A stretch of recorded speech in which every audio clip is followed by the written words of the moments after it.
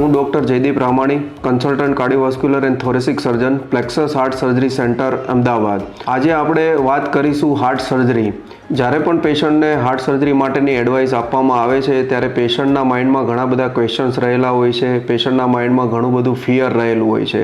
પણ આજે આપણે વાત કરીશું હાર્ટ સર્જરીની એડવાન્સ મેથડ એટલે કે મિનિમલ ઇન્વેઝિવ કાર્ડિયક સર્જરી, જેને સરળ ભાષામાં કી હોલ હાર્ટ સર્જરી વિશે પણ જાણવામાં આવે છે.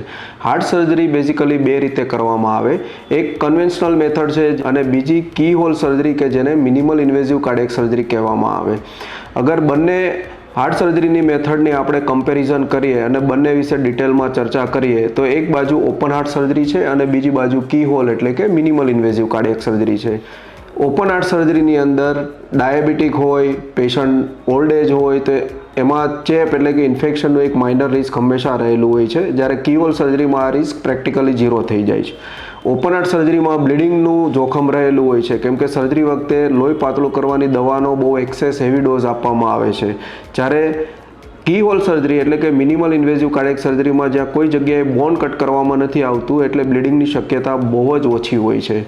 ઓપન હાર્ટ સર્જરીમાં 1% રિસ્ક હંમેશા રહેલું હોય છે સ્ટ્રોક એટલે કે પક્ષઘાતનો હુમલો, અને 1% રિસ્ક રહેલું હોય લંગ ઇન્ફેક્શન એટલે કે ફેફસાનો ચેપ લાગવો, જ્યારે આ રિસ્ક કી હોલ હાર્ટ સર્જરીમાં પ્રેક્ટિકલી ઝીરો થઈ જતા હોય છે. બીજું રિકવરીની વાત કરીએ. ઓપન હાર્ટ સર્જરી પછી ઘણા પેશન્ટ 6 મહિના 8 મહિના સુધી પેશન્ટને રૂટીન એક્ટિવિટી આવતા વાર લાગતી હોય છે અને મિનિમમ 1 થી 1.5 મહિનાનો ટાઈમ લાગે સંપૂર્ણ રીતે સ્વસ્થ થતા. અને ઓપરેશન કર્યા પછી પેશન્ટને 1 થી 1.5 મહિનો આરામ કરવો પડે. બીજું સર્જરી પછી આમાં પેશન્ટ કોઈ જાતનું વજન ઉંચકવાની એડવાઇસ આપવામાં નથી આવતી, પેશન્ટ વેઇટ લિફ્ટિંગ નથી કરી શકતું.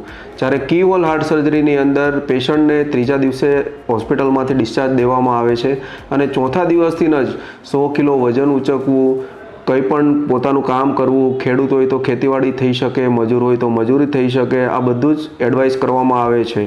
કી હોલ હાર્ટ સર્જરીમાં કોઈ જાતના આરામની જરૂર નથી હોતી અને પેશન્ટ ધારે એટલું વજન ઉચકી શકે છે. કી હોલ હાર્ટ સર્જરી કોઈ નવી મેથડ નથી. કી હોલ હાર્ટ સર્જરી મિનિમમ 10 થી 15 વર્ષથી ઇન્ડિયામાં થાય છે. જ્યારે પણ પેશન્ટને એડવાઇસ આપવામાં આવે તો આજના જમાનામાં કોઈ પણ જગ્યાએ કી હોલ હાર્ટ સર્જરી માટે જ્યારે પણ ઓપિનિયન લેવામાં આવે ત્યારે હંમેશા પ્લેક્સસ હાર્ટ સર્જરી સેન્ટરમાં એકવાર આવીને જરૂર ઓપિનિયન લેશો. તમને પૂરેપૂરી માહિતી પૂરી રીતે સેટિસ્ફાઈડ રીતે અહીંયા આપવામાં આવે છે અને પછી જ પેશન્ટને ડિસાઇડ કરવામાં આવે છે કે કી હોલ હાર્ટ સર્જરી થઈ શકે એમ છે કે એમ નહીં.